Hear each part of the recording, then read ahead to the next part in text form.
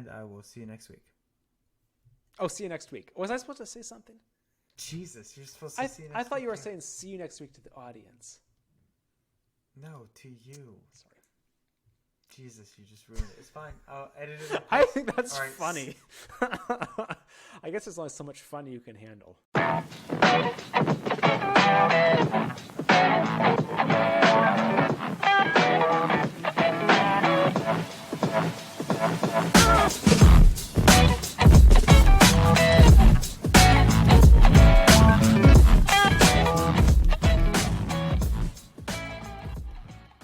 Welcome to Unqualified Opinion, the podcast that, despite there being literally nothing to do, people still won't listen to. How's it going, Scott? Has the listenership gone up? I don't know. Let me check. I haven't looked. It's been a while since we put one up. Have you ever logged into the site? Yeah. Okay, cool. We've had one view in the last 7 days. That's brutal. Oof. Well, it's not coming out with much regularity. No. I can't really speak because I don't do any of the work. I mean, it's true there's not enough regularity, but it's also just I don't know. I think there's a lot of noise. There are a lot of other podcasts out there, and we do nothing to try to promote it, and I don't know. It doesn't matter. Who cares? Someone will pick it up eventually. We'll move up from 3 listeners to 4 listeners on some day, maybe around episode 57. We do stuff. I've promoted it. It just doesn't seem to have a very large impact. Maybe it's how to promote it. I think what you were saying earlier in a previous episode or a previous conversation was that you need to actually have people reference it on their podcast, or else you're not really going to get the same kind of growth just with Facebook ads. We can make a second podcast and reference this one on it. Yeah, but then one of them needs to somehow break through. I bet there are so many podcasts coming out right now because no one has anything to do. I know, right?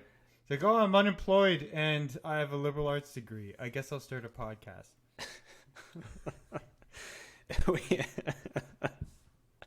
That's the way it goes. I'm going to drive down to South Dakota, I think, next week and get my hair cut because her hair salons are open. And I so want a haircut. You're not going to cut your own hair? My hair is very, very difficult to cut, and I have no idea how to do that. So combining those two things really sounds like it's going to be very entertaining. I'm not doing that. No, because my hair is so straight that if you it shows the scissor cuts really, really easily.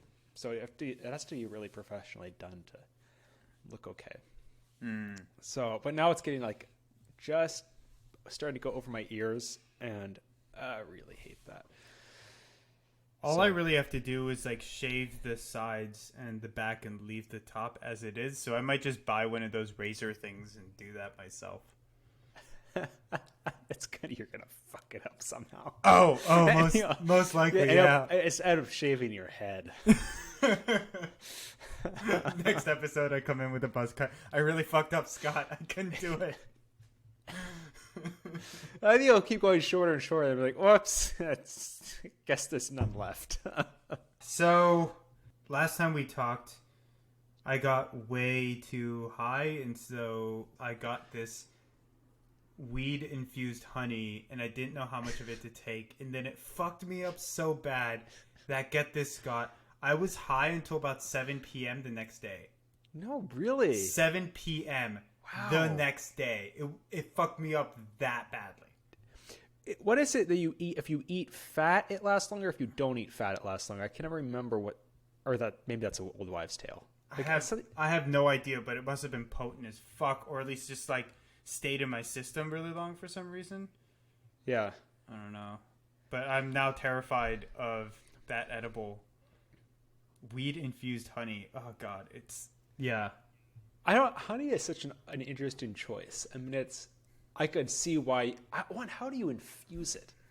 That's interesting. How do you infuse it? Because honey is it's like butter. You can't boil. If you boil honey, all the water evaporates, and I think it would turn into just crystal. It's how do you get the weed into the honey? Oh, they feed it to the bees. They feed it to the bees. No, that's just dumb. There's no way that's the way it works. It's just like, okay, when Unqualified opinion. Unqualified opinion alert. It's been so long since we've had one of those alerts, since their opinions are usually so qualified. No, I mean, whenever you make weed butter, you just throw the weed into a like baking pan with a bunch of butter, and it's fine. It's just on low heat. That works because butter has fat and water in it. There's no fat, and the fat is what soaks up the weed in the scientific term. There's no fat in honey. There's no fat in honey? There's zero fat. It's just carbs. It's just simple carbs. Really? There's no fat in it at all, or protein for that matter. How probably gets that. Weed infuse honey? No, it just says that you can throw it in with the honey and that it'll work. Throw what in? The weed into a slow cooker with some honey, and that it's totally fine. Really? Huh. Yeah. It says this recipe also works with maple syrup or molasses. That's interesting, because I thought if you would heat it up over a long period of time, it would just turn into solid. Huh. Yeah. Weird. Because the fat in butter doesn't evaporate, right? So it's always going to be liquidy. Mm-hmm. But there's no fat in these things. Okay, whatever. Oh, a mystery. What was that you were drinking? Oh, you want to talk about drinks? Well, it looks really interesting. No, this is just wine. Oh. So this is some wine that my roommate offered me, so I don't actually know what it is, but it's a red wine. It tastes relatively, I don't know how you describe it. Like, it's not bitter, right? When it's what do you call it when it's like deeper? Tannins is the stuff that like yeah, like tickles your tongue, kind of like that kind of thing. Yeah, it's got that. It leans heavier on that, which is something I prefer. I don't know how you call it. It's heavy on the tans. Like, what do you call that? Tannins. Tannins. That's the only wine word I know other than wine. I know that word. Great. But then my main drink is gonna be whiskey. It's a Suntory whiskey, Japanese whiskey that my parents got me for my birthday a couple of weeks ago. Happy birthday, by the way. In person. I mean, not in Thank person, you. But face to face. 29 now. Another year closer to death. And or hopefully, in my case, no death, because immortality will be on the horizon soon. Yeah, and you get to spend this year holed up in my apartment. Great fucking year. Great fucking this year. This is a fucking awful. Hey, the way I see it, at least I'm still employed. So I've got that going for me. What are you drinking? For now. Me too. They're furloughing people at Hennepin County. I mean, I'm probably... Oh, no, really? Know, I think... Okay, I want to hear more about your work, but first tell me what you're drinking. I actually have to go grab it. I had an interesting story. So this is so embarrassing. It's embarrassing, but I still love it. So I got Age of Empires, and that was my childhood game. Like a child, like what do you like a freshman in high school, no, earlier than that, it was like elementary school, like late elementary school. And so you can buy it. It was like $18 online. You download it, and I poured myself. This is 6 o'clock at night. Oh my God, it's new. I can't even believe I'm saying this. 6 o'clock at night, I started drinking wine. Now, mind you, I would never have done this except for the fact that like there's nothing else to do, and I was bored out of my mind. So I started drinking, and I got probably 2 bottles in. It was a box, so I probably drank half. I finished the box, which was probably at half left, But it didn't hit me that hard because I played from 6 o'clock until 3 in the morning. I was also high. I was high. I was high and drunk. God. And I looked at it, I'm like, what the fuck just happened? Oh my God, I still feel like shit today. I can't believe I spent 9 hours. 9 hours. Were you just playing computers over and over again? Yeah, because For 9 hours? well, I kept making them harder and harder until You didn't do any of the campaign mode or anything? You just kept... No, because I've done a lot of camp. Well, maybe I could do it. No, it was bad. It was bad, Steve. Well, they have new civilizations, so I was exploring. I was checking them. Oh my god, it was so bad. So I'm going for a light drink tonight. It's a little bit of weed because I don't need a repeat of that. Like 9 hours, like unbelievable. It's like literally unbelievable. I mean, there are people who I wouldn't bat an eye hearing that story come from, but you're not one of them. I'm very surprised that you would have sat down and done that. Oh my god. Oh, I'm actually pretty impressed. I don't even know if I got up to go to the bathroom. It's like Eric Cartman out in South Park. We mentioned that in a previous podcast. Oh, it's boy. so bad. Oh, it ruined my entire Sunday. I was exhausted and hungover. Push through with alcohol. What are you drinking? So I'm actually, this is very light. I'm drinking I'm going to sip on vermouth, dry vermouth, which I like. Okay. It's a quality vermouth. It's like, when you go to a liquor store, there's 3 types of vermouth. There's the knockoff brand, then there's the martini brand, and then there's the Dolan brand, which is twice the price of the martini brand. So it's like, they're not expensive. It's like $15 for this little bottle. So I don't know. I like vermouth. Nice. I've never just had vermouth to sip on. It's a wine, right? It was just like I think it was just a fortified wine that is 17.5% alcohol. So strong wine.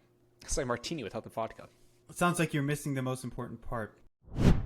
So how is life with Corona, life with the Rones going for you? Yeah, I don't know. I'm doing okay. Not the greatest, but not awful. Life with the Rones sounds like an STD. Sorry, what were you saying? I said I'm not doing great, but I'm not doing awful. There are people who are not handling this well, and I've encountered some of them at work. At your work? University. We wouldn't be surprised.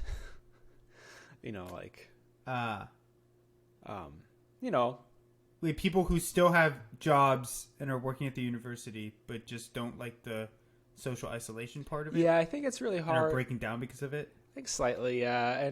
And, well, I'm kind of going crazy, too. I'm just I don't feel great. It's just... No. I don't know about you. I'm just kind of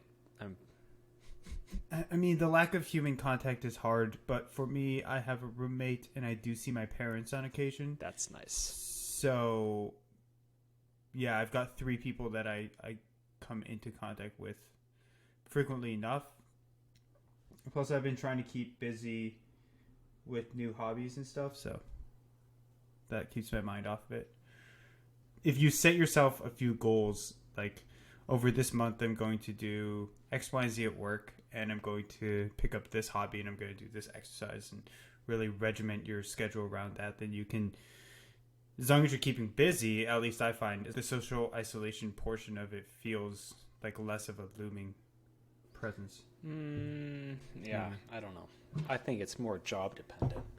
Your job is less affected by this than mine is. Yes, I want to talk to you about your job. You told me last time that you are volunteering to do more frontline work. Mm-hmm. How's that going? Do you want to explain that first? Yeah. So the county has a lot of services it offers, and one of them is human services, which is about half of $1 billion a year, roughly, in that budget. And we contract with shelters and kind of coordinate, in a way, the housing of homeless individuals, of which there are quite a number in Minneapolis and the suburbs. And, of course, with any kind of communicative disease, if it gets into the homeless population, there's a significant risk of it spreading really quickly, because you can't practice good hygiene when you don't have a house, we don't have anywhere to live. It's very hard to do that, and it's just very hard when you have no income are very limited income to social distance, and the data shows that out. So priority is we need to, if anyone in the homeless shelter system is exhibiting a potential illness that has characteristic traits of COVID-19, we need to bring them to the hospital. They need to go to the hospital. So they go to the hospital, they get the test, or the doctor diagnoses them and decides whether to give them the test or not. And then they immediately go to an isolation unit, which is a hotel the county has rented out 4 hotels around the county, each serving a different purpose. Some for elderly people who are homeless, but who don't have any sickness, but just need to be they're at a high risk group. They don't have people with poor immune systems that need to be in a separate one, etc. And one of them is for people who potentially have COVID-19. So that's where I'm working for 24 hours a week. And it's really... You're working at the one where people potentially have it. Yeah. Which I chose. I mean, I chose to do this. Because I'm in a low risk group. County, a lot of, individuals in Minnesota in middle age, you maybe have some health issues. So, I chose to do that partly because, I'm in a very low risk group. And so it's pretty simple, but I'm called the site coordinator. So for the 8 hours, I am there 3 days a week from 2 to 10 o'clock at night. I generally, do intake, discharge when the test results come in, kind of oversee the other staff that are there. And then it's actually officially called activation at the county. So you actually have moved. I'm in a new chain of command. So I have a new supervisor for those 24 hours, and it's completely separate work. And so that's what I've been doing partly, and then it's rewarding. I mean, you realize how fortunate you are. You see people who are just absolutely nothing, or in the mental illnesses, or it's tough. And then the other part of the job, in the county, because we're in the midst of it. I mean, the county is the one at the front line locally in combating this. So it's just you live and breathe it. Even my university related work, you live it and breathe it, because you can't get anything done, or it's much harder to get things done because people are just in crisis mode, right? I mean, the university has transitioned all classes online. The professors have to learn how to do it. I mean, and then, it's just administratively, everything is upside down. In the county, it's even more upside down.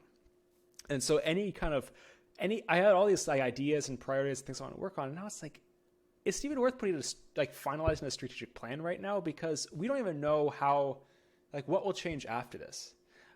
We don't know. We may not go back to the status quo after COVID-19 passes. What could happen? Well, what do you think is within the realm of possibility for things that could change?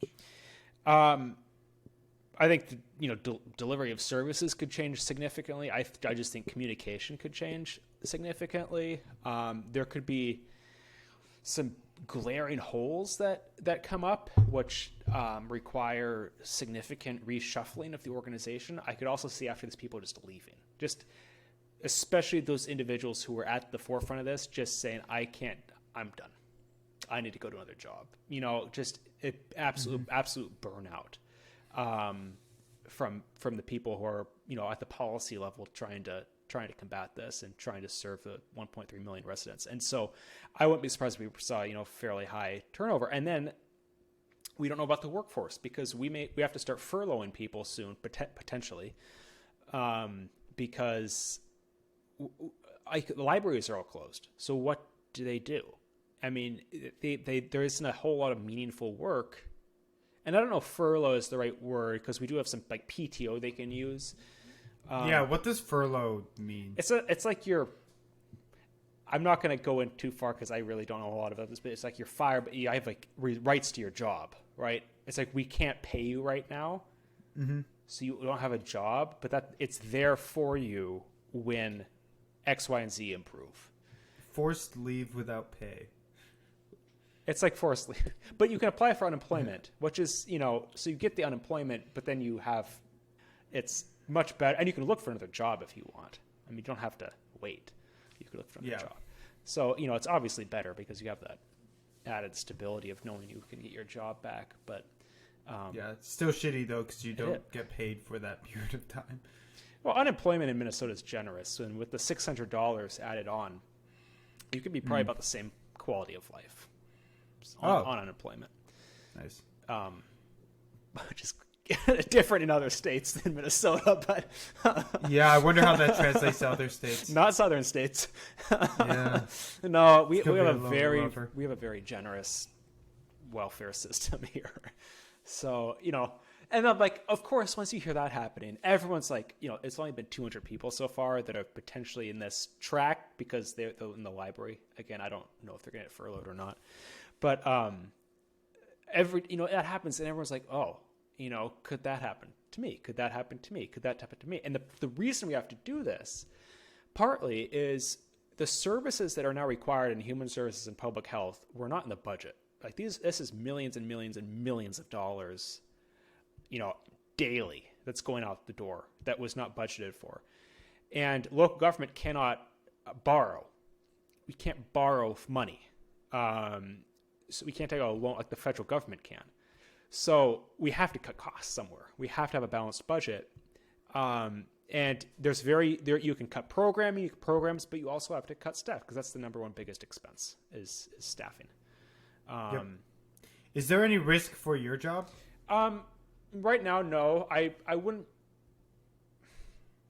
There could be. I think it's not an essential job right now. In the crisis mode, it's not, and I'm the first one to admit that. But seniority plays a role. Job class is going to play a role. Whether you're salaried or not is going to probably play some role. So I have a lot going for me in mind. But I wouldn't. I would be surprised, but it wouldn't be like jaw dropping. So I think everyone they know this could happen. It could happen, and we know it's not going to be a forever thing, and there's a lot of people way worse off than county government employees. So other people are obviously much more, especially those who it's happening to right now, much higher emotions, as you could understand.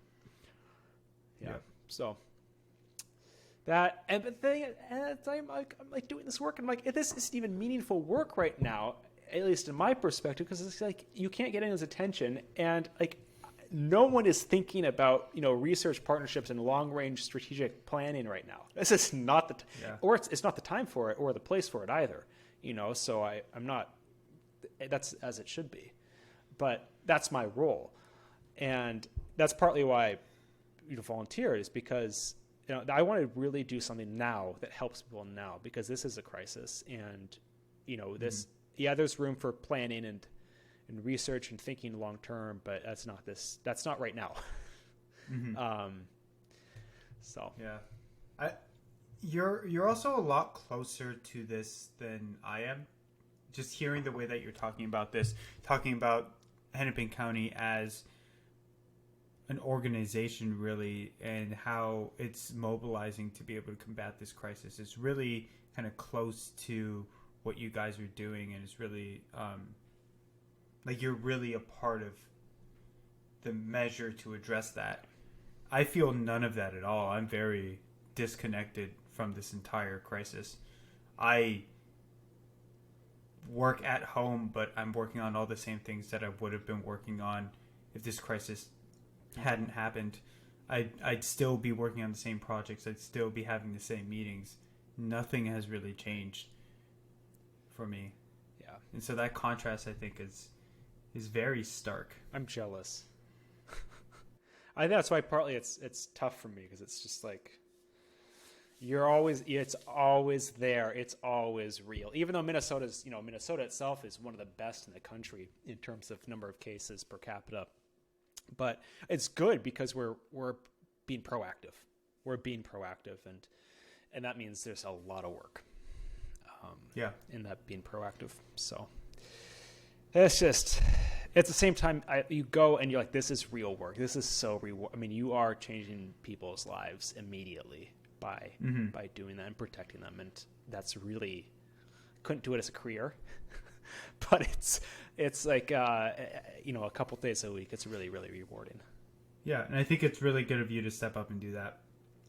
And you are low risk, but you should recognize that there have been a good number of people who are younger who are still facing serious symptoms from COVID. So the keep that in mind. Safety was a little iffy the first day or two because we're building this plane as we fly it. I mean, there's no precedent for this, so there was some mix-ups and gaps. But what about protective equipment? We all have the N95s and glove, hand sanitizer. I mean, we have everything we need. Yeah. Okay, yeah, cool. yeah. That's good. Yeah, the county has a large budget, so as compared to smaller. I mean, they've talked about this actually, like bidding on these. Or smaller counties can't bid as high as large counties, or more wealthy states can't bid as high as less, or can bid a lot higher than less wealthy states on these masks. And so you also have the inequity there, where you have the supplies going to those who can pay for them. The governments that can pay for them. So I think I mentioned this last time, but I bought this mute for playing trumpet. Can you hold that thing up in your right hand closer to the camera? What? Yeah, the box. What is that? So this is a Yamaha silent brass, like studio, I think they call it. And basically, you plug. There's a mute that you plug into your trumpet. And then you plug an audio jack into the mute, and then that travels into this box, right? And then you can plug headphones into the box, and then you could, when you turn it on, you can hear yourself play. You can hear a muted trumpet playing, not like that. It doesn't sound muted. Oh, so they do something to the noise. Yeah. So. Okay. So when you play the trumpet itself, it's muted, and so you can't hear it a lot. But then somehow, like, there's some kind of audio transformation. This thing requires batteries, this box, and when I turn the volume up high enough, it sounds like it's just me playing. No kidding. That's it's pretty really cool. Really cool. That's it's cool. Really cool. Yeah, this cost me $200, but it was. I think it's worth it. So I've only practiced a couple times, and I am so bad now, because I used to play it at Mac. Like I played in the jazz band. I was never that good. You look like you'd be good. You have like professional look around you. No. That's obviously a lie. No, it's not actually. Trumpet, not like a career-wise. No, you look like a tech pro otherwise. I am a tech pro. You are a tech pro, and you look like one too. It's not a bad thing. It's a style. It's not a bad thing. Not a bad As thing. in, I don't give a shit about my style. Is that the problem? Anyway, what was I saying? Yeah, no. So I was never that good, but I was decent, and now I'm having a hard time reading music. I'm having a very hard time with tone, especially with stamina and with embouchure, being able to hit the high notes. It's just all of it's difficult, and so it's pretty demoralizing. I've practiced a couple times now. But I'm hoping to try to make it pretty consistent several times a week. And then by the end of this crisis, maybe I will have picked it back up again. I was about to suggest maybe you could think about taking lessons, but you can't really take lessons now. So I've got plenty of material, actually, to work with. So I've got the Arbin's book, which is like the go-to like classical technical book that everyone uses, which is boring as fuck. Oh, yeah, they always are. Trying to stay away from using You think that people who write the songs in those practice books gotta like have more imagination? I know, right? And that thing is probably from like the 1700s or something. Yeah. But the more interesting thing is, I think I might have mentioned this before, but growing up in high school, my dad started a combo with me on trumpet, my brother on trombones, and then a few of his friends playing these other instruments. And I've got all of the music from that combo that we scanned and copied, not just for trumpet, but for all of the other pieces as well. So I've been looking at these and trying to play those to practice, and then maybe at some point when the quarantine ends, I can try to start a little combo and see what happens. So, Cool. What is? so I have all the music. What was the other instrument? So So I played trumpet. Yeah. My brother played trombone. My dad played drums. And we Okay. had a flute player, a piano player, and a bass player. cool. So as my show and tell continues, I'm going to show you the next thing that I bought. Yeah. I've just been going on a buying spree. Yeah. All right, so my sad attempt at a home gym. Here we go. I saw the pull-up bar on your bed. So, yep. So the first thing is the pull-up bar. This is a Gorilla Gym. I think it's the company. Pull-up bar is just one of those ones that you can hook up on a door frame. Right, so this hooks on one side of the door, and then you have the bar hanging out like this. And so that's to do pull-ups and things on. I've got a set of rings that I can hook up to this pull-up set if I need to do like ring dips or anything like that, or back lever. And then I bought 2 of these things. I think they're called parallettes. Yeah. And so I have 2 of them, and I use those for things like L-sits and like planche training. And then finally I bought this, which is a hangboard, so I can practice holding on with my fingers for climbing so I don't lose that. So I bought all this stuff. The hangboard was $100. The pull-up bar was about $90, and the parallettes were about $80. So it was a lot of money. and the pull-up bar, the other 2 were here for a while, but the pull-up bar just came. And what I'm planning on doing is, if you see this Gorilla Gym pull-up bar, this is an extended bar right here that I'm pointing to. This is terrible for the podcast because no one can see it. This is an extended bar, so this actually comes out. And what I'm planning on doing is, you see these bars here? In these bars, I'm planning on buying something that can hook in that I can drill into the hangboard. So I can pull the bar out and switch it with the hangboard so that I could practice my hanging and also do my pull-ups. Watch, your gyms can open tomorrow. I know, like $300 down the drain. But I'm excited. I literally just set up this pull-up bar today, so I haven't tried much on it yet. But tomorrow I'm going to try to do a full workout with all this equipment and see what happens. Cool. That's really neat. Hopefully it doesn't break my my bathroom door frame down. Well, I know that's the thing, because it hooks onto the kind of the ledge, right? Yep. That's kind of sketchy. That's molding. That's hammered in with like tiny nails. So you can probably hang on it. You can probably hang on it because like the nails going in, like there's many nails going in, and you're so close to where they go in, like you don't have a lot of leverage on them. So I don't think it would pull out, but I mean, I weigh like 150. I'm sure you could probably be okay. Yeah. Also, they wouldn't go down. It would have to like go out, pull out of the wall. I know too much about construction now. I'm doing too much shit on my. I know I'm gonna stop now. I don't have any show and tell. Well, actually, I'm gonna show you something. Have you seen the gym downstairs? No, I haven't. I'll just show you that since you showed me your gym stuff. Yeah, I mean, yours is much more legit because you're in an actual house with a basement. Yeah, but you do different exercises than I. But that's it.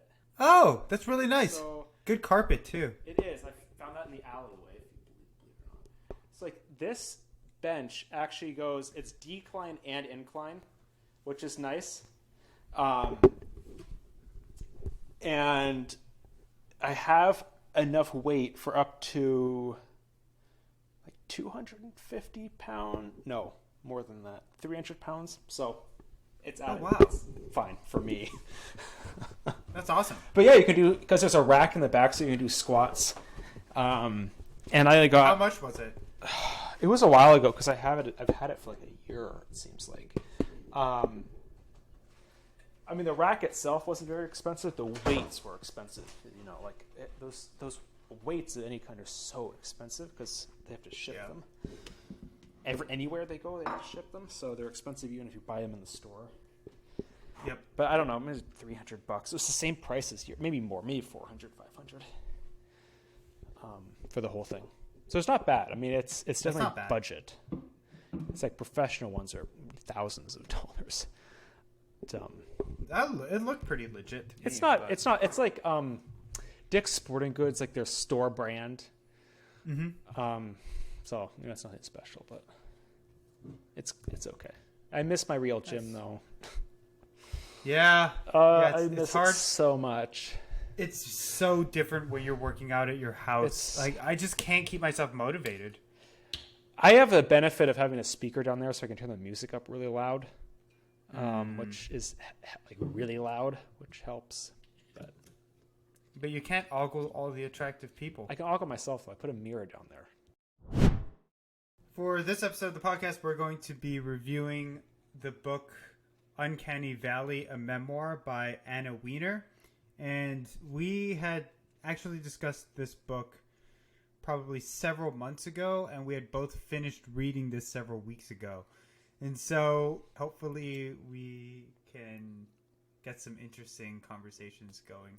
So Scott, what were your kind of general impressions? Oh, you asked me first. Book? Great. Yeah, that's why I wanted to start this, so that I don't have to answer it first. So the premise of the book is it's a memoir written in 2019 or 2020, very recent. It's in hardcover still, so probably 2020. And it's a woman who went to school for like a literature English degree or something of that sort. And poor, worked in a publishing house, was pretty poor, New York, kind of that typical like bohemian, poor writer kind of story. And yeah, overeducated, comes from a relatively upper middle class family, but is poor and struggling in New York. Like every sitcom ever. Yep. So she winds up deciding to go to Silicon Valley through a series of events, and the book is about her experience in Silicon Valley, and probably the thing that stands out. Well, I say the thing that stands out most. One, she really focuses on kind of the mindset of it, and like it just describes it as she sees it, and kind of she definitely has a perspective. But she is also very willing to admit that she has her own biases and own opinions, and she has contradictions in ways she thinks and feels about Silicon Valley, and she admits those. And so it's a very real, it was a very genuine book, which I really liked. So I guess I've never actually read a memoir. It's my first memoir ever.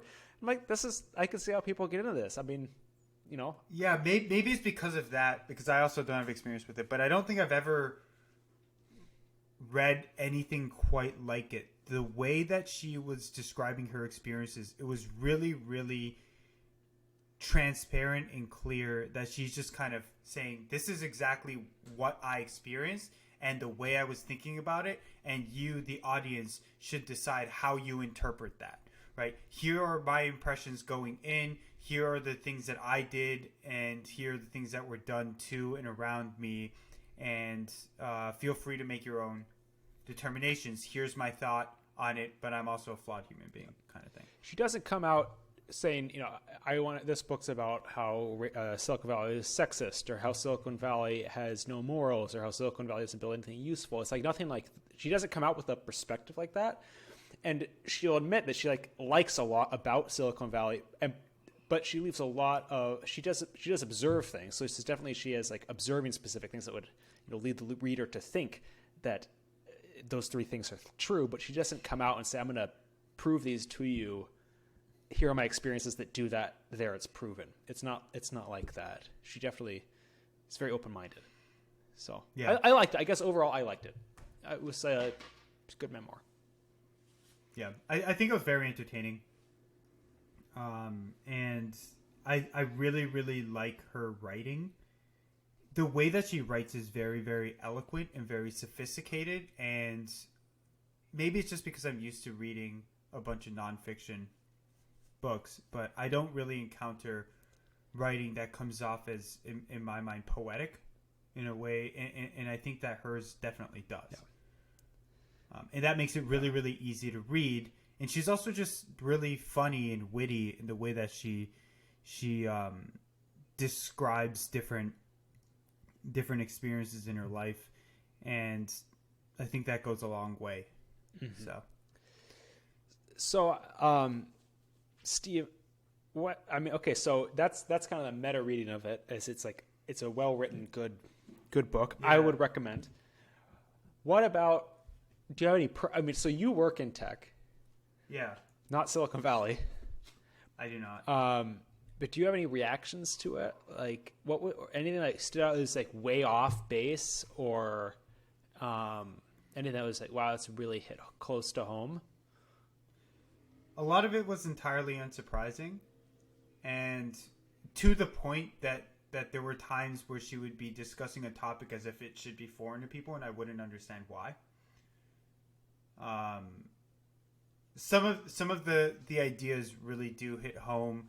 The kind of mythos around quantification, the fast-paced nature, the assumptions of meritocracy.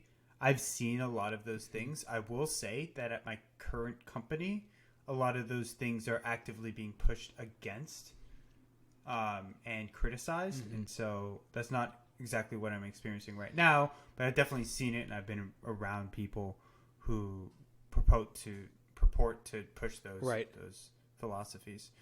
And you work at a larger, I mean, she went through a couple experiences at so mostly she talks about startups, but we always had a couple where, specifically one where it went from 4 or 5 people, it grew a lot over time, and became less and less like the startup culture. And I think maybe Steve, you're sort of in that, your company is sort of in that position. I think it's not a startup anymore.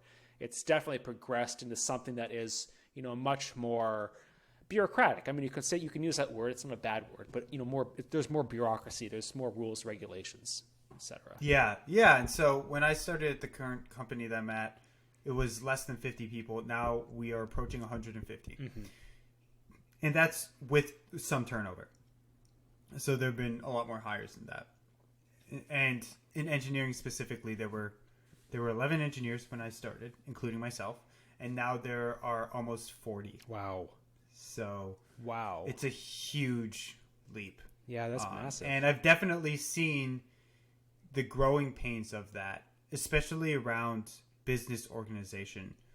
This is a tangent, so I won't go really deep into it, but one of the difficulties when you're scaling up a company is that you need to figure out what organizational structure is going to work to allow for optimal communication and also for optimal productivity.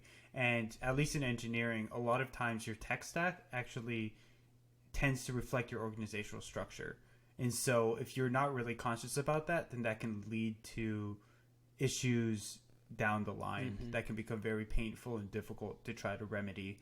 And so we've gone through so many iterations of different organizational structure and failed on most of them. And we've most recently just switched up our structure, which is causing a good amount of friction, but is probably necessary to try to settle in on something that will actually work. And so that's always constant struggle for any growing company, especially in tech. What really surprised me, or not surprised me, but I thought it was really insightful, was around reorging that on these startups. And again, your company is not at this stage, but startup company, like you had people, even 50 people or maybe even less than 100, you'd have people making decisions about reorgs that knew nothing about organizational development. Like they're just like I know about. I mean, this is not all people in tech, but like some of the people she was interacting with were like, I know about this job, the technology side of it, or I know my business plan. They probably know everything because I'm in tech. I know mm-hmm. all of it, and we're going to optimize the org chart because in a way that I think is best. Because obviously I'm great. Because look at my company, and that's like so disastrous outcomes to that. The hubris, I think, was something she really hit home at a lot, and I know, Silicon Valley has that reputation, but it was like, wow, if this is your experience, this is like kind of amazing.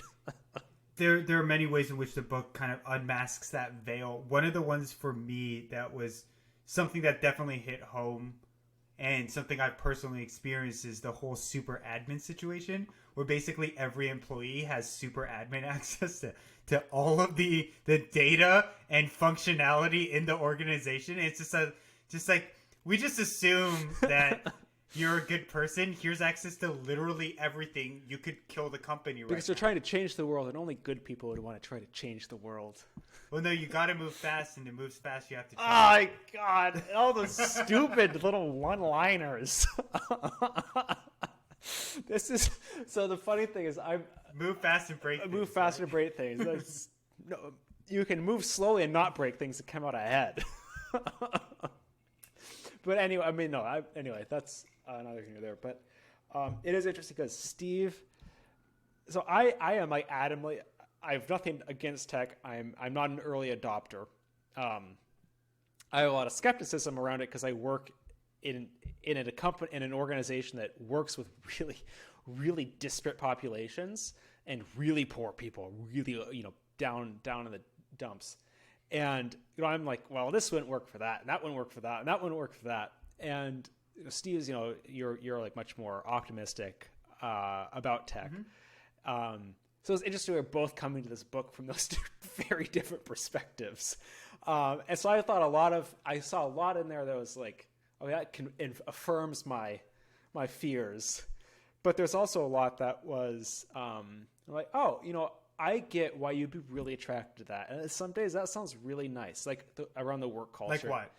I think just, moving fast. I think that would be fun. I think around the work culture, I'm a man. I'm a white male. But there's something about the camaraderie that does not exist in really large organizations. Like, you don't have that feeling of family or belonging. I definitely do not have that. Like, I feel devoted to the county because, like, I personally believe I want to do good things and the county does that. But I'm not, like, bought in heart and soul into Hennepin County as an organization. And I got that, like, some people in her book, like, they were bought in that much. And it's like, one, I could see that puts blinders on you, but at the same other times, like, that must be nice, to have that, like, belonging, that place that you can really feel a part of. And I feel like in a lot of ways, people who end up gravitating to these startups want desperately to buy in, and so they'll make themselves buy in because then they become a part of that community and they're striving toward a singular goal with a close-knit in-group. Right. And so you end up with all these people who end up having this relationship that spans beyond just a standard work relationship you would have in another place, and that's very enticing. And the way that you promote that is say, like, hey, we're doing something that's beyond ourselves. Mm-hmm. Right, we're doing this mission, and I felt that at the company that I work at now, especially when it was smaller. Even now I feel some of that, and I definitely still have really strong social ties with people. I have really, really good friends at work who I hang out with outside of work, But, and I don't have that, so just the nature of a 9,000 person organization. So I wanted to ask you, were you able to, so in the book, Anna goes through and she talks about various different companies, but she doesn't name any of them explicitly. It's really funny. She really liked that. She just gives descriptions which are very, very on point. It was. GitHub is a big one. That's where she is. So what I wanted to ask you, Scott, she worked at 3 different companies, I believe. Yeah. Can you name what those companies are? The first one was, I actually looked this up. It was Oyster or something like that. It was an ebook reader kind of company. The New York one. Yeah. That was bought up by Amazon or something. Yeah. Sorry. Maybe I should just give a quick brief description, but when she decided that she wanted to get into tech, she first got connections to a New York-based company, which hired her on very, very early, and then quickly found that she just didn't have any skills to offer because she was coming from a literary background and trying to get into tech. And so then they gave a recommendation to another company in Silicon Valley, which was also relatively new. And then she got that job. And after several years there, like 2 or 3 years, I believe it was, she pivoted to another larger company. I'm not naming them explicitly because I'm going to ask you what they are, Scott. And then eventually she left that company. So the first New York-based company you say is Oyster? It's something like that. I couldn't figure. Well, this the one reason out. I found out is because it described the logo, and it didn't say an oyster shell with a pearl in it, but it described it well enough that you could look it up. I don't know this company. Is this still around? It's like one of those companies that's like, it's an ebook company. It serves a very niche audience. And I can't remember which audience it serves, but it's like a very skinny market segment, and it's not looking to grow. It's owned by another, like it's owned by Amazon or Microsoft or someone like that. Yeah, they got acquired. That right. bought them, to gain access to that very niche market. So they were acquired. The second one I couldn't find out because it never talked about the logo. I don't think, honestly. I don't know what this is, but it was GitHub was the last one. Yep. Because of the logo. Yep. I got the logo. The cat alien or whatever it is. Which was bought by Microsoft.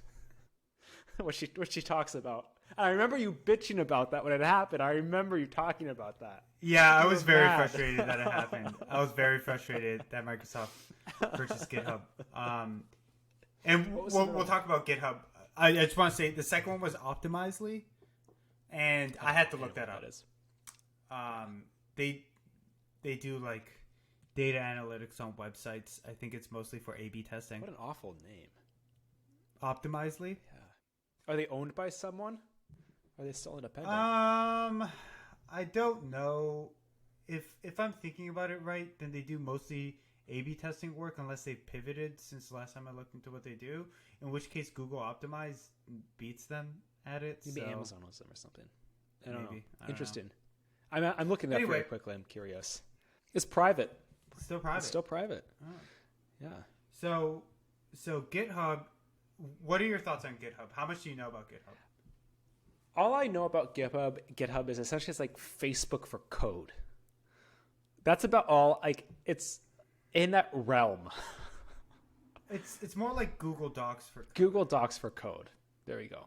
But I didn't get all the forums, like all the chat forums. Like, why do you need chat forums in like a Google Docs for code? Yeah, I guess, yeah, it's a little bit more complicated. So, Git is source control software for managing coding projects.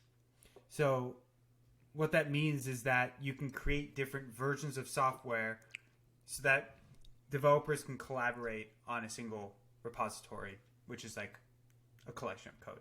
So, if I'm trying to work on some code on a website, I can check out a new branch, make the changes that I want to fix that button, and then request to merge that branch into the master branch, right? And then other people can review that code and then decide, yes, we can allow you to merge it, and you can merge it in, right? And all the different engineers can be doing this separately so that they're not actually just like changing code in the master branch, which is affecting production and fucking stuff up, right? So that's what Git allows you to do. GitHub is an online repository that is managed using Git for source control. Okay. I know something about this, and I barely understand it, so I don't think anyone's going to get that. But let me try to explain this. Software engineers write code. Most of that code, the majority of that code, lives on GitHub. GitHub is the place that people store code on. Store my on company, GitHub. Don't say live. Yep. My company, all of our work gets pushed up to GitHub. That makes a lot of sense. All of it.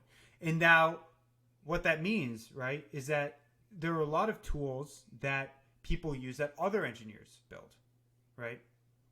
And so the reason you have forums, or the primary purpose of those forums, is that if someone publishes a package that another engineer wants to use, the engineer might have questions about that package. They need a place to be able to go in and make questions, to ask questions, right? In addition, there may be feature requests there may be product managers that come in and say like, hey, we want to add this thing, or other engineers to say like, hey, I would like your open source package to like do this feature. And so there's a way to submit issues, and then those can get comments on them as well. And so that's why there are like forums. Does that make sense? It's I get exactly. I'm trying to find a metaphor that makes sense. It's like it's a library of sorts, but it's like a real-time library. Except that it's more powerful than a library because you have versioning on all of your documents. That's the part that's hard to find. That's where the metaphor got lost. Yeah. It is like a library partly. It is, but the most powerful It's a real-time library. I don't know. Yeah.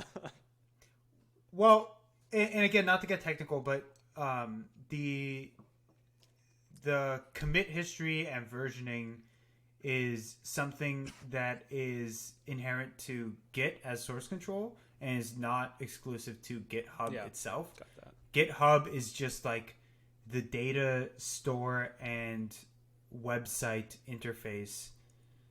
It's like that a coordinator, right? I mean, this company provides. Yeah, it's coordinator. The core source control technology Git is something that's not like tied to GitHub. Yeah. But let's not get it. That's like really boring for most people. So I want to pivot to something else. I did want to say like so the reason I wanted to get to GitHub is I just want to say one thing, which is that, and she mentions it in the book, GitHub is a huge deal for engineers. Like, there's one person who's at my company now who used to work at GitHub, and that's a huge deal to me. Because to any engineer, most engineers, 99% of engineers who are worth their salt, they spend so much time on GitHub and looking at GitHub that the idea of it is like a mecca. Yeah. Right? It is. Like, I feel that. That's so that was a thing that she said that I totally resonate with. Yeah. Wow. That's really cool. I mean, I don't know. Cool is like a weird word for that. It's very impactful. I could say that would be really impactful for you. Yeah. It would be huge. Yeah. I would love to go to their headquarters and just check it out.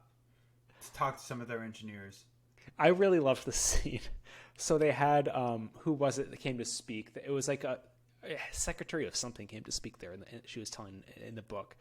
And like they had the GitHub security guys, but then they're like the real secret security came in, and she was describing how embarrassed everybody was. Yep, and at GitHub, they used to have this like fake Oval Office. And they would walk these people through the fake Oval Office and be like, oh, Jesus, what are we doing? And they're like black suits, and everyone else is in, like casual street clothes. And these guys got black suits on. So here's a question related to this. That's a really good example of how she has referenced a disdain for I think in her mind a lack of culture around the tech industry in Silicon Valley in particular. What are your thoughts on that? I wouldn't say lack of culture. Everywhere has a culture. Or maybe like a lack of professionalism and a deliberate degradation of sophisticated kind of pretense. I guess when I read that, for me wasn't a lack of what is professionalism? Is professionalism dress, or is professionalism? So I guess I'll say how I view professionalism in my career. So I dress well. That doesn't not make me professional, but it shows that I care. It's a way of signaling that I really care.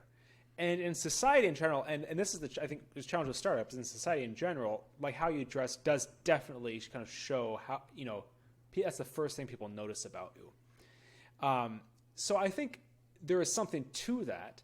I also see professionalism as like knowing what you don't know, being very objective, I think would be the word.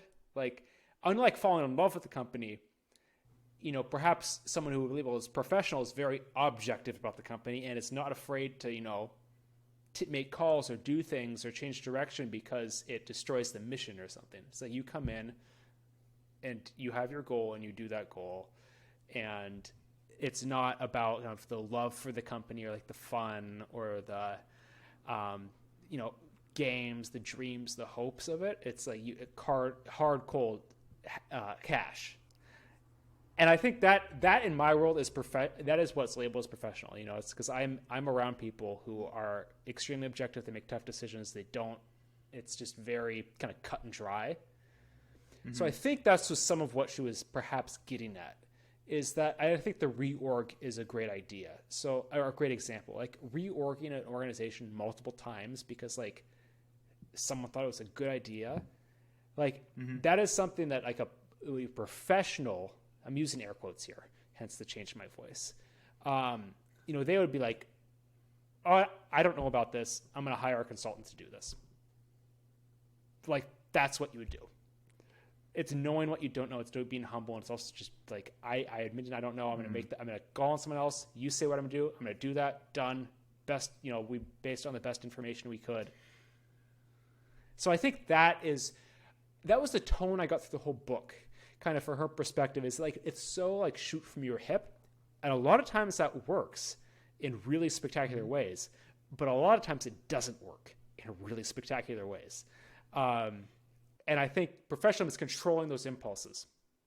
So I want to get to that point, but before we do that, I do think that she seems to come off having this genuine disdain of some of the behaviors of the people in this startup. The idea that people are working remotely a ton of the time and just working from their own houses and don't have to go in. The fact that there are very lax time schedules, the fact that people can just go to the kitchen to grab food and eat food at their desks. She had a whole bit where she was aghast about the idea that people are eating childlike at their desks instead of holding their urges together to be able to wait till lunch or the end of the day. She talks about experiences of horror in which she's found herself out with a group of her startup buddies and feeling embarrassed about the fact that she's in a hoodie instead of in a nice dress while she's waiting at the bathroom. She comes off as like having this epitome of high class culture that she wants to become a part of, and recognizing that her decision to go into tech drives in the face of that and is ashamed by it. I guess I read that as I thought that all those examples are really funny. Because I think it shows that she like this. What it showed for me is it is such a different world from what most people are used to. Like what she was doing is what most people would do if they were in tech. And I think, and I'm not saying it's good or bad. I'm just saying what she did. You know, going to a party at the office and wearing a nice dress. That's what normal people would do. If we had a holiday party, and I kind of wish we never would, but if we were, people would show up in really nice clothes. I mean, it's just kind of what you do. Or, you know, so I think I didn't see it as disdain. I saw it as like, oh, I really don't know what I'm doing here. And this is really different. I think so, Steve, I think so. She was really insecure. She's very insecure. You could absolutely see that in the book. She's very insecure. She was very insecure. There was that one experience she was talking about where she was waiting next to these two other women for the bathroom, and she was looking at them all dressed up, and then she looked at herself, looked back at the group of people she was with, and felt embarrassed. Yeah. That's what she for herself. No, for the fact that she's out in a nice place wearing casual clothes. I would be. Wouldn't you? Like if you... No, I'm in this situation all the time. So this is the thing. It's like she was explaining these very specific experiences with such horror and disdain for that lifestyle. And I'm reading this and I'm like, I do this shit all the fucking time. Like I will go to a nice bar and just be in a t-shirt and fake jeans because that's what I wear, carrying my backpack, which she somehow thinks is like a faux pas to be carrying a backpack around, but I fucking do it all the time. And I will go to these nice places and I won't bat an eye. Like I won't give a shit. Like it's fine. And like that's, I think, part of what it is to be in tech, and it's probably even more pronounced being in a place like DC, but I've never felt insecure about doing it. And so to me, it came off like, I don't know, a little bit offensive to hear her say that. And it's like, if you're going to be in this, all right, let's jump into the criticism part. So there were several times in the book where she would express a level of frustration with the people that she's dealing with, mostly men, and feel like she's unheard and unrespected and not being given recognition for what she's done, while still coming off seeming very entitled and demanding a bunch of kind of either support or demanding to be heard in certain circumstances. And a lot of this rubbed me the wrong way. And I'm trying to figure out exactly why, but here's what I think it is. So she comes in from a completely non-technical field. She is very bright and very intelligent, and so she was able to manage getting into the tech industry with no technical capacity, given opportunities to expand and become technical, and flat out decide to refuse to do so, and then looks at technical people and says, hey, I think you need to give me more respect. So she's never gone into the technical side of things. She's never understood the difficulty of it. And she wants to talk about that shit with people and is frustrated when people won't take her seriously for it. And it's like, you didn't pay your dues. Like, what are you doing? Like, a lot of this is like, not to be a dick about it, but I mean, she's obviously bright. You can see it in the way that she writes, but it's like, you got lucky in a lot of ways. And in a lot of the places where other people would have pushed themselves, you decided not to. And yet you're demanding more respect from some of the most intelligent, innovative people in the industry, which you were lucky enough to actually be able to meet. And you're coming off really, really conceited. And so it was like this weird privilege bullshit, which she's occasionally did address to her credit. There was a conversation she was having with someone who ended up cutting her off and saying like, hey, my backstory is like all of this shit in a developing country that you don't really understand. And so you should like figure out what you're try to recognize that. And so she recognizes some of it, but there were many points in the book where she would make flippant responses and assumptions about certain people, and I would be throwing up my hands being like, bitch, please, you haven't done shit, you have no idea. Like, she was talking to this guy who ended up becoming the CEO of this other company and like just openly critiquing his positions on things when he's actually led a company and she hasn't done shit. Like, it's, I don't know. I guess I didn't get that as much. I can see what you're saying though. I guess I would. I guess I perceived it in a really different way. I mean, tech's not for everyone, right? I mean, there's some people who just don't like it. I mean, myself included. I would never want to do it. It's not. I don't find it interesting. And if you don't find it interesting, you don't have a lot of capacity to do something. So I guess that didn't bother me. I mean, she tried. I guess I saw she tried it. I saw myself in those shoes. Because like, I have tried it. I had to do some website work a couple years ago for the old job I had at the university. It's like doing some web development. It's like, I just really don't like this. Anyway, so I guess I felt myself a little bit in that in her shoes at that point. But I get that, she is working in industries that are dominated by people who do coding, and that I could see why it's definitely, you perhaps wouldn't be perceived as on the same level. You shouldn't be perceived as on the same level. I get why one would think that. No. And I'm not saying that like you shouldn't be perceived on the same level or anything, but a really good example of this is and this is one where she was highly self-aware, and I think she, for good reason, but where she was in this this meeting where she was having this conversation about self-driving cars with a bunch of different engineers, and she was saying like, and she had this inner dialogue where she was saying that she was frustrated that no one was paying attention to her, which is the first flag, because like I hear that and I'm like, bitch, please, all of these people are here to hang out and get to know each other. Maybe you shouldn't just sit there assuming someone's gonna look at you because you're a pretty woman, and actually just like find a conversation, relate to people, and talk to them. Don't make these random assumptions that people should just come up and talk to you for no fucking reason. Like, what are you offering to the table, right? So that's the first criticism. But then she starts like talking shit about self-driving cars when she knows nothing about it, and then later on, her boyfriend, when she's bitching about everyone's flippant responses to her, says, well, you shouldn't have talked shit about self-driving cars to one of the first people who ever invented one. And it's like, you're in a room with all of these experts who are highly intelligent, and you're throwing around like your random ideas without recognizing the gravity of the situation you're in. I feel like it just epitomizes a lot of the situations, some of which she seemed to have recognized, some of which she hadn't. I guess again, I see myself in those shoes.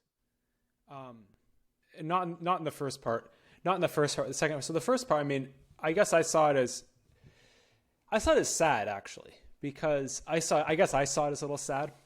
In non-Silicon Valley culture or non-tech culture, you know, it's very, very common. I mean, women are brought up understanding that men approach them, right? It's kind of ingrained. It's like, yeah, you are chaste, right?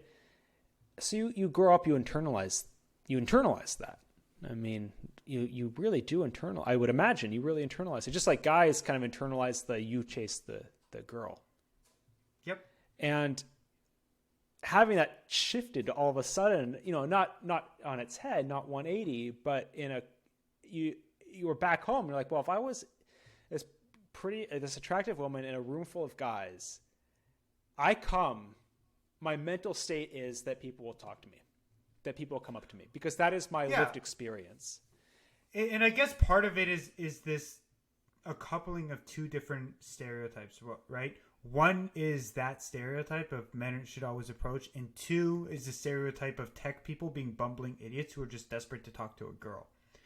And she's continually bringing up this idea of like, as no one approached me and I stood here alone, I tried to figure out what to do in this party and that party and this other party. And it's just like, well, I'm sorry that your stereotype of what you thought tech people was going to be is totally different. And it turns out that when you're in the upper echelons of Silicon Valley, people are actually just highly motivated by the passions that they're driven by, and they're not trying to think of every way to appease you, specifically being self-centered and conceited in this place. But do you think she was self-centered and conceited for acting on something that she lived for her entire life?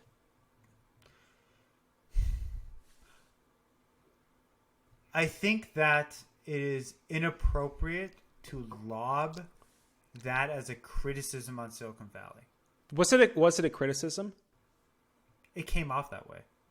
How so? Why didn't it come off just as an observation as something that happened to her? The negative way that she would frame a lot of those interactions. Do you think she was feeling negative at the time, though? Yes. Oh, 100%. So isn't it? So she was feeling uncomfortable and insecure in being in an environment where there weren't a bunch of guys coming over to talk to her. So I guess, and where she was forced to recognize her own gap in understanding and knowledge within a field that was totally right. She didn't feel good. Yeah. So I guess in a memoir, portraying it in that way, that's very real. That's what she was thinking and feeling at that time. And that's what I got from that. I think a lot of the other examples you brought up, you can go through the same analysis. Yeah. Here's the other one. Okay, well, we'll deconstruct this one too. So this is where she is having a conversation with some guy at a party. And the guy was talking about creating a whole new city as if it were a startup. And yeah, I'm going to just quote from here. Quote, cities were important, he began, as if warming up for a pitch, as if we did not tacitly agree on this standing in a living room in a famous urban center. But cities could be smarter, he said. They should be smarter. What if we were given a blank slate? What problems could we fix? Men were always talking about our problems. Who was the we? So I think there's a lot of this like occasional slight at generalizations of men thrown inside the book, which is fine. For the most part, I find it just amusing and entertaining. But it does make me wonder. It's like, How was that a generalization of men? I'm sorry. Men are always trying to fix things. What do you think was a generalization of men, or do you think she perhaps put it in there as a way of making a point about Silicon Valley specifically? I think when you say men are always trying to fix things, the way to assume what she meant from that is to assume that she said men are always trying to fix things. It's exactly what she said, right? And so but there are many places throughout the whole book where she makes blanket assumptions about men, right? And so there's this weird juxtaposition where on the one side she is completely enthralled by these young men who are finding passion and motivation in their lives and pushing through companies that are giving her economic security and upward mobility, right? She's enthralled by them. She wants to support them, and she sees it as so important that she pivots her entire career toward helping some of them. And yet at the same time, she has this like weird contradictory disdain of high-powered, productive men in which she's making these assumptions about them coming in and trying to over-engineer the world around them, which is actually kind of true. I guess, Steve, where's the difference that you see between this situation where the guy is talking to her about city planning? Now, mind you, she's not a city planner, but let's imagine that this gentleman, this tech guy, was talking to someone who was a city planner. Well, let's imagine he was talking to Jane Jacobs, just for heuristic. Don't know who that is. A famous urban planner that she was referenced without the name in the book. But anyway, so let's say he's talking to Jane Jacobs. He doesn't know it's Jane Jacobs. Mm-hmm. And he does, as someone who has worked in urban planning and has done actually that work, a very small amount, but I have done it, and knowing urban planners and knowing that it is a profession, how is this? Because what the guy said was moronic. Oh, it was. It was absolutely moronic. I'm not talking about the substance of that. I know it was. So what I'm saying, what he said was moronic. How is that different than what she said to the guy who developed kind of the concept of the self-driving car, of saying something out of his elite? No, there's nothing that differentiates the two. I think that they're exactly the same. Why? Because I think you could say the same thing. I mean, so she mentioned to the guy who drives self-driving cars that this is the way a car should drive, and yours is a stupid idea. What essentially this other guy is saying, the guy who has this urban planner idea, is saying, let's say it was Jane Jacobs, was saying, your way of designing cities is stupid. My way is better. We have to have this smart idea, this cool city. It's the same. Both of them have absolute lack of knowledge about that subject area. So the reason I guess I saw she put it in the comment with the car is that she has no idea. Like she has no concept of where she is. The guy who talks about urban planning, also same thing, no concept of it. He just has like little fireworks going off. It's going to spit it out and say it. I don't see the difference between the two. And I know you're saying they are the same, but they are the same. So how can you be critical of her in both of the situations? I don't get it. Oh, I see what's happening. So you're not understanding my criticism in the second case. Yeah, I don't understand it in the second case because it's exactly the same as the first case where she was. No. So what I'm criticizing isn't anything about that specific circumstance. It's about the generalization that she made about men. So you're criticizing the single generalization. Yeah. Okay, I'm sorry, I did not get that.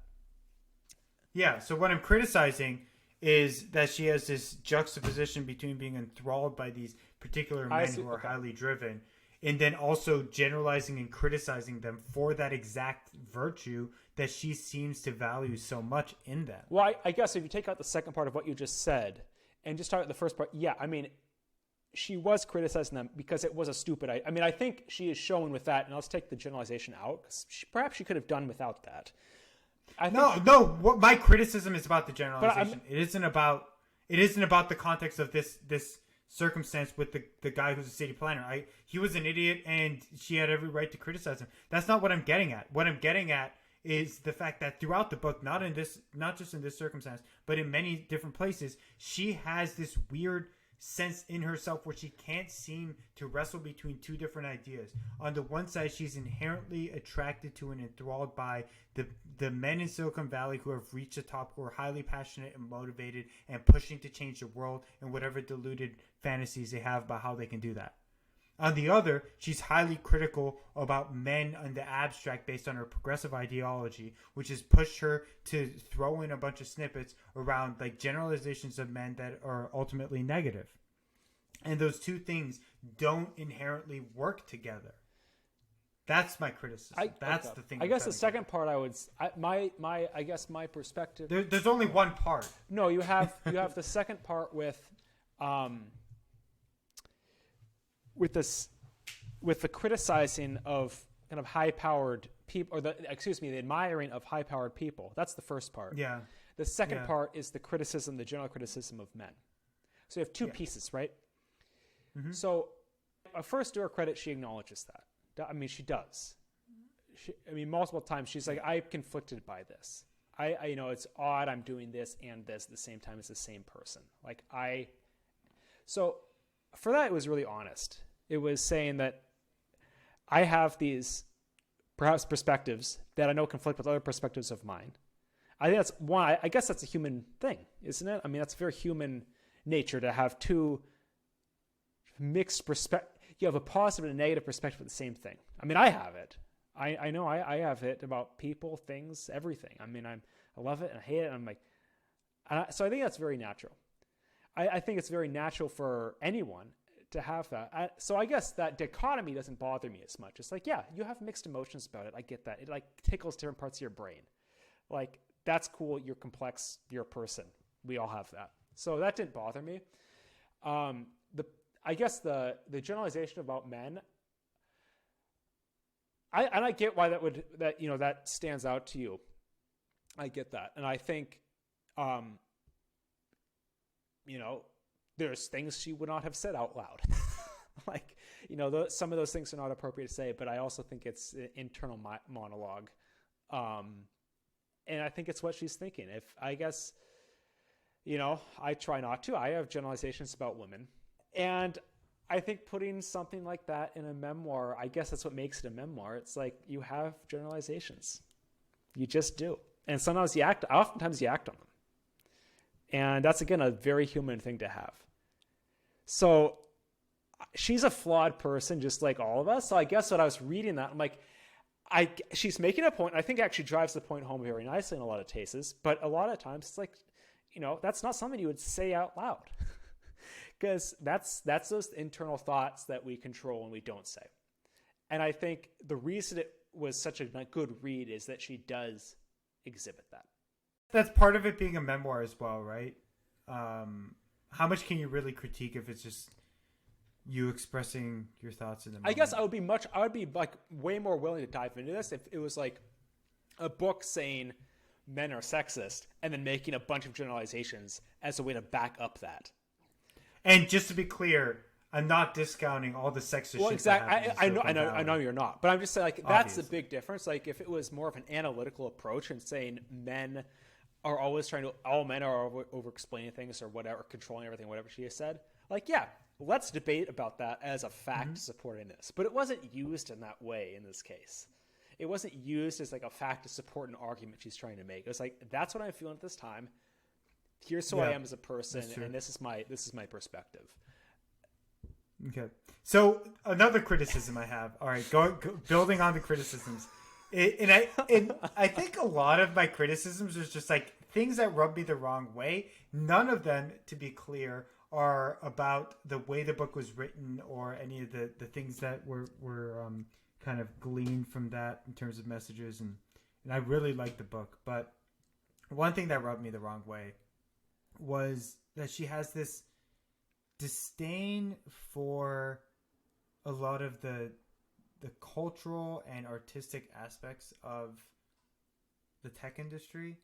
So clean lines, modern websites, physical stores. She has some line where she's berating physical stores that are coming out of like tech companies that are mostly I thought that online, was funny. like Amazon. Yeah, I know. I saw her. No, I thought it was hilarious too.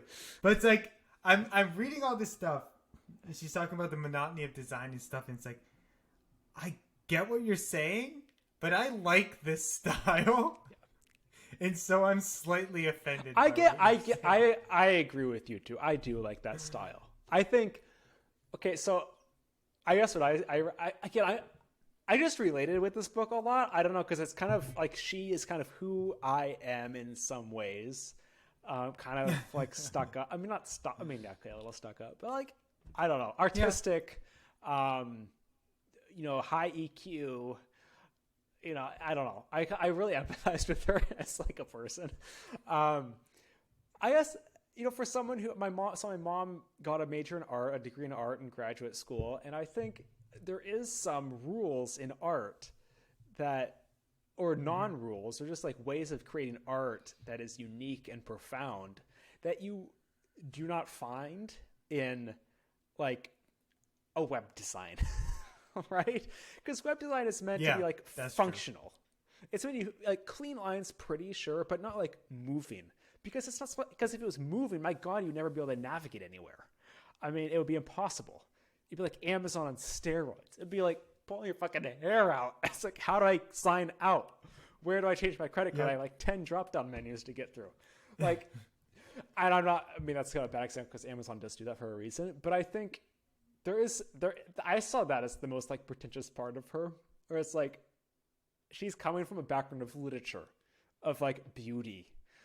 And like that is not embodied in Silicon Valley. And it's not embodied in a lot of industries. So she did kind of harp on that a while, but I also think it isn't supposed to be art, and I think that's like it's designed in a way to maximize whatever you're trying to maximize in your website, views, clicks, whatever. Yeah. What are your thoughts on when that translates into real world spaces? So like Amazon bookstores and stuff. Oh yeah, I guess that didn't bother me as I find it sad because I think there is a character of if I went to an Amazon bookstore versus I went to like Magners and Quinn, which is a famous bookstore in Minneapolis that's been around for billions of years and it's so cool to go into. Like it's definitely different. Like I would prefer to go there because like you have this ambiance of something that's like so genuine and unique. Like so I get that. But you'll never have that and cheap books at the same time, right? Because you can't mass produce the former. So I guess I get that, and I accept it because I like my cheap shit. But yeah, but it's sad to see all of that go just to lower the bill. Right. It's sad to see it, but I think I don't know if people have decided, but it's a price we seem to be willing to pay. And I'm willing to pay. So, and despite all of the tech stereotypes that I seem to check the boxes on, I am actually a little bit saddened by the move toward homogenous looking spaces, all of the same modern design everywhere. Yeah, especially when it translates to physical spaces. Like restaurants, especially modern restaurants all look the same. Fucking all of the like Chipotle for X shit. They all look the fucking same. Let's get some corrugated metal in here in primary colors. Pronto. My mom has figured out how to send Apple News links. So I have a couple here. Took her a couple years to figure this out. Also, I don't have Apple News installed, so I downloaded, so I can't open them. But what to put in COVID-19 emergency home care? From my mom, just in case you get sick. Here's another one. Tiger tests positive for COVID-19 at Bronx Zoo. No explanation, just that. That actually sounds very terrifying. If it's that easy to jump between animals. Well, it doesn't say it's sick. It just says it has it. Maybe it's just fine. Yeah, but the fact that it survived in the tiger. Well, it says it is the first. It's the first known case. Yeah, The it's tiger fucking is really scary. cute, though. It doesn't look sick to me. So I've gotten 5 Apple News articles in the last 30 minutes from my mother about a variety of things. Oh, it's just gonna keep going. Like, have you heard of this Apple News thing? So back to the book. I want to ask you, how do you interpret her opinion on Silicon Valley? I thought you were gonna ask me what do you think of the title, because I think the title answers your question. I think Uncanny Valley hits the nail on the head. It's not negative. It's not positive. It's just like, this is weird. This is Now, do you know what the term Uncanny Valley comes from? I don't actually know what it's from. No. The concept of Uncanny Valley comes from imagery. So human beings are highly attuned to recognize faces, right? And human faces in particular, right? When you draw 2 lines and a U, it looks like a smiley face, right? Mm-hmm. And we see it as a smiley face because we're attuned to do so, right? We look at the moon, we see a face. As those images get more and more descriptive, we get closer and closer to what's called the Uncanny Valley, right? So if you think about a graph where the x-axis is realism and the y-axis is recognition, as you continue to go forward on the x-axis in terms of realism, you go increasing in recognition. Then there's a certain point right before you actually get to photographs in which you have a massive dip in recognition before it spikes back up. So imagine if you have a robot that almost looks like a human, but something's slightly off. It's really fucking creepy, right? Or a doll. That's like dolls clowns or like a creepy. doll. Yeah, like Chucky. Yeah, it's weird. Creepy, right? And so that massive dip in creepiness, that's called the Uncanny Valley. Interesting. Okay. And that is right before you get to true human. As you increase in realism, you have a massive dip.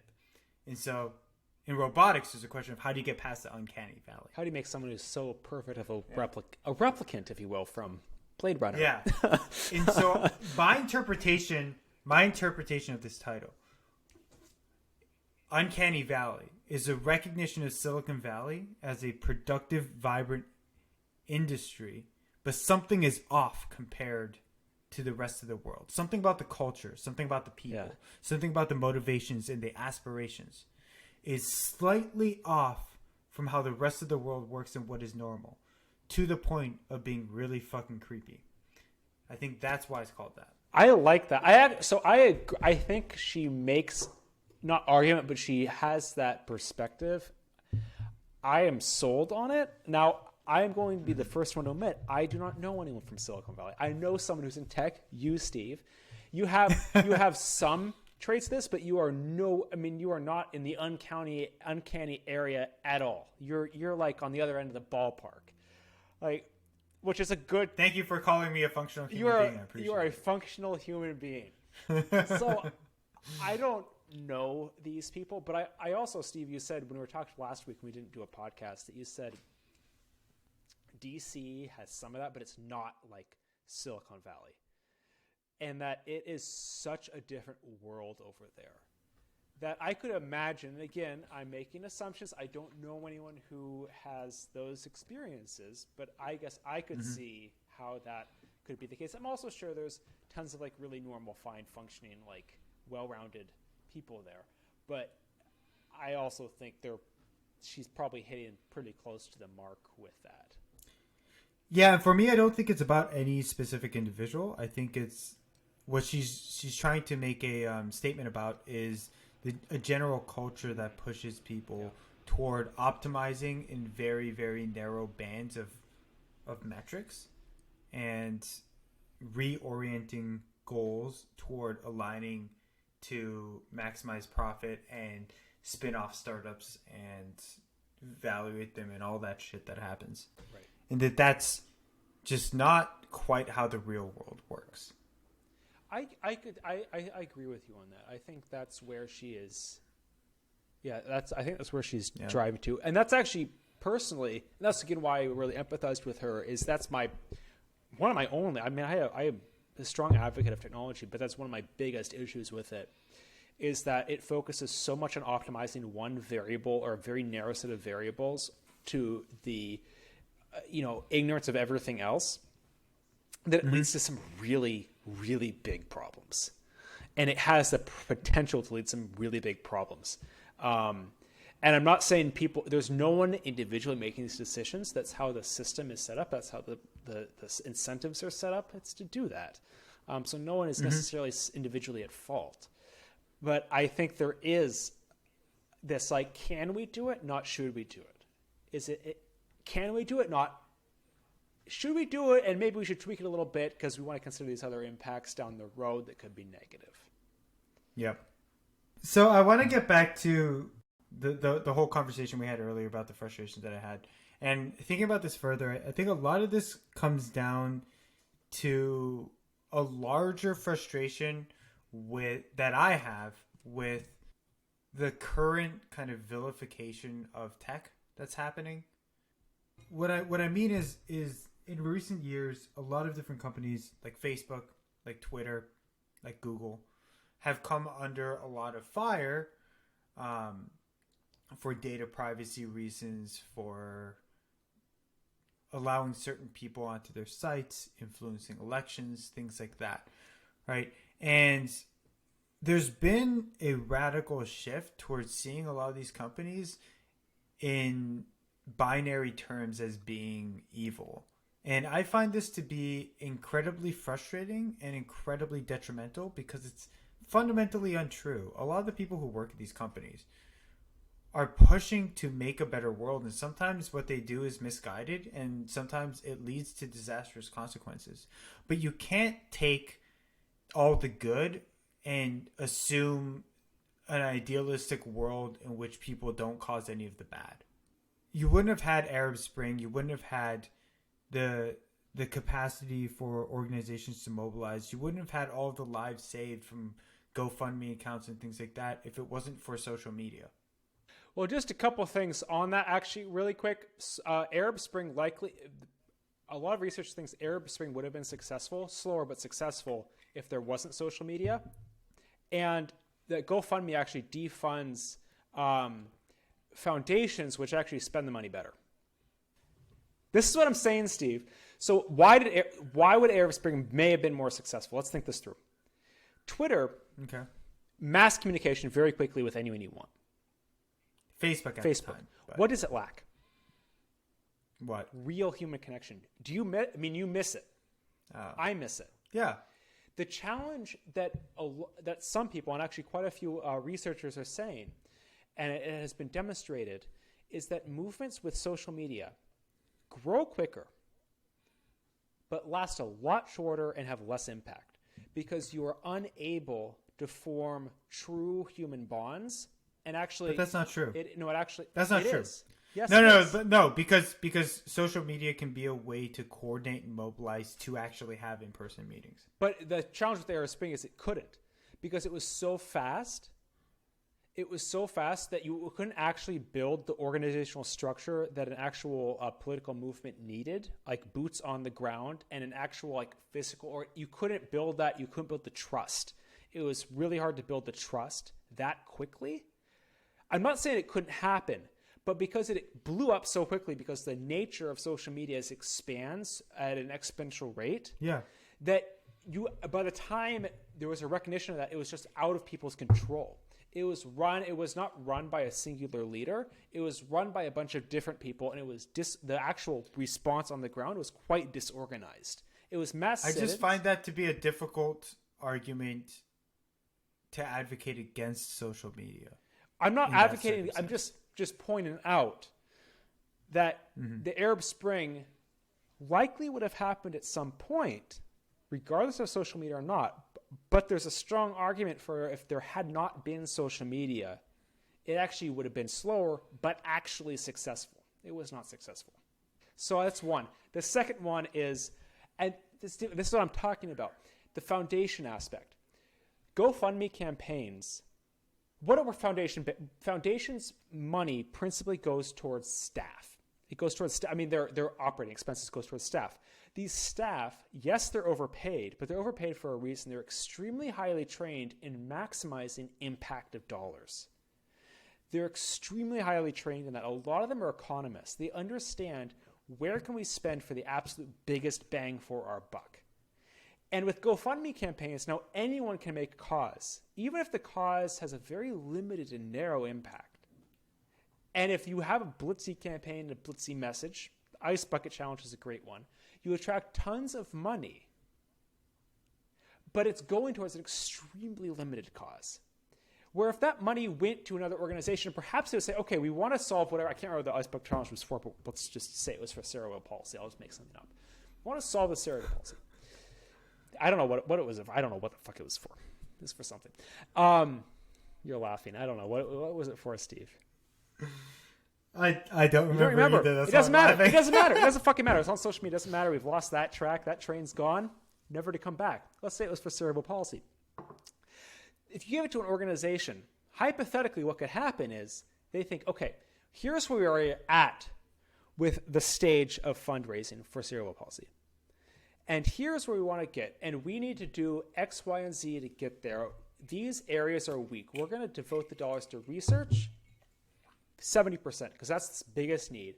30%, let's focus on outreach. Let's put it to outreach, because we also need to educate people in order to raise future funding. That's the sort of strategic decision and thinking that does not happen with GoFundMe.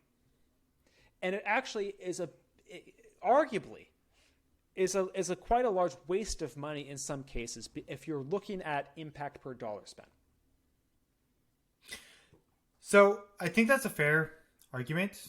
I also don't think that it's as simplistic as saying, hey, if it weren't for GoFundMe, this money would all exist for these foundations to use and they would leverage it more appropriately. The advent of simple, easy transfer of payment for causes that are more personalized and specific for individuals to be able to direct transfer to in a simple user interface has led to more people engaging with those kinds of causes that they care about. And so that means people are able to mobilize more dollars and more opportunity. You're able to decentralize the network of previously limited control toward where those donations and that funding goes. And in decentralizing, you've been able to open up smaller, more localized causes. But I'm not saying if that's good or bad. But how can you say that's good? How can you definitively say that's good? I can't. And I think this is the challenge with tech. You have these ideas. There's these ideas, and I want to get to your villainization in a second, because I think that's a really important point. There's these ideas out there. They're like, the technology can make it possible. And the idea is that it's going to make it better. Mm-hmm. But that is an assumption. That is 100% assumption, not based in any fact. It's based on an ideology, and the ideology is openness. Typically in tech, you have this ideology that assumes that open communication is going to help the world in some way. And so with GoFundMe, as we were talking about, hey, you get rid of the middleman. You get rid of who's blocking out the specific funding programs and how to distribute that funding to allow people to directly transfer money to exactly the cause that they want to. The assumption being that in getting rid of the middleman, decentralizing the network, you are promoting good. It is still yet to be seen whether or not that is the case. It's the same with a lot of other things as well, like even Facebook and Twitter, right? You used to only be able to get information through established institutions, and now individual people can tweet out something, or the president could tweet out something apparently, that will get more attention than anything that CNN says. I guess that's my challenge, because I kind of abide in some ways by the Jeffersonian idea or someone else's idea that people are generally idiots, and you don't want them. I mean, the whole concept behind landowners voting originally, besides disenfranchisement of women and black people, which is the main reason, was also to have like the people, like white people who don't own land, to not vote because they really don't know. Now, that's ridiculous, and that's not true. But there is also a case to be made for people act in their own self-interest. People act in their own self-interest. That's the basics of economics, and a lot of times basis of psychology in some ways. People act in their own best interest. Now, if you have an organization can be charted in a way so it does act in its best position or own best interest, but that interest also is designed in a way that benefits everybody. So I think that's the great, the example behind GoFundMe is great, because yes, everyone acts in their own best interest. So like, I feel really strongly about this cause, I'm going to give to that cause. Well, if you have an organization that's chartered to say, well, we want to better humanity and let's say raise life expectancy in Latin America. Let's say that's their mission, raise life expectancy. They will look across the entire spectrum of what they could do and decide what lever to pull, right? Individuals aren't thinking about that. They're just like, own best interest, I have feeling towards that, I'm going to give towards that. And I think there's often an argument to be made, and this is my challenge, that there's an argument to be made oftentimes for actually, you don't want open communication. I think the current situation is perfect. You do not want open communication from anyone during a pandemic. You want extremely tight, extremely close, and extremely monitored communication in channels, in crises. And that's what we're living in now. And there's also a lot of situations where you do want that. There's also a lot of situations where you want open communication, and that is good, and you should have it. But the challenge with tech that I have is people I discuss this with, and Steve, you're not one of them, but there are other people who are like, no, open for everything. No, it doesn't work like that. You have to have a combination. You have to have open and closed. And some things work better open, some things work better closed. And we have to admit that. Yeah, no, I agree with you, and the context definitely matters. Yeah. Well, I think with the GoFundMe campaign, the point I'm trying to make is not that I know which side is right, because I don't. But the point I'm trying to make is I don't know. And that's really important. It's really important to say I don't know. And I have found companies in tech don't say I don't know. This is another option. It's not ever put forward like that. Well, yeah, but you're incentivized not to, right? Because you need to find VC funders, and you need to be able to convince them to give you money. And I talked to earlier, it's not any individual, it is the way the system is set up. And that's why I think Uncanny Valley is such an apt name. Because it is incentivized to act in this way. Yep. And I don't like that. Is the part of tech, when we talk about villainization, I started to come back. That's the part of tech I really don't like. And there's other industries in our past that have been set up like that. It's not just technology. I'm sure there's other industries that you could point to. But it does bother me. It does bother me that the system is set up to create systems where everything is designed to be, you come with this open ethos and that you say this is the right way. And that there isn't an I don't know or a let's work, there isn't as much of that as I think there should be. But you can say that about a lot of industries, and it's not anyone's fault. It's just the way it's set up. And again, I'm not pointing at you, Steve, at all. I think, what your organization does is really cool and really admirable. Well, I think part of it is if you don't know what you don't know, you also don't know which innovations are going to win out. And there's an assumption that if you can find something that really captures people's imagination and really provides value, that they will support it. And so I think that's part of this capitalist ethos that pervades in Silicon Valley as well. That's really right, because that is true, because it's like, is it good? We don't know. I mean, people support things that are not good for them. I mean, absolutely. Yeah. I mean, we absolutely support things that are not good for just us. Look right now at the people who are the strongest advocates of not giving their kids social media right now are the people who work at social media companies. Because they realize how fucking addictive and terrible that shit is for their kids. It's toxic. I wanted to suggest this book because I think it would raise these kind of conversations, and I'm glad it did, because I think there are important conversations and interesting conversations to have. And I think it's interesting to understand that there isn't. I think if you parse out, there should not be a demonization of one side or the other, of people who want to be Luddites and never use technology and people who absolutely love everything about technology. Yes, you can find that, but most people are in between. That you want to recognize that there are strengths and there are weaknesses, and I think the book does a really good job of that, in that she is conflicted. There's, just like I am, there's positives, there's negatives, and you have to weigh them and be careful about that. And I think the challenge right now is that we aren't weighing them. We aren't necessarily being as careful about them as we should be. And that, I guess, is where I'm coming from. Why don't we end on that? And I will see you next week. Oh, see you next week. Was I supposed to say something? Jesus, you're supposed to see you next week. I thought you were saying see you next week to the audience. No, to you. Sorry. Jesus, you just ruined it. It's fine. I'll edit it. I think that's funny. I guess there's only so much fun you can handle.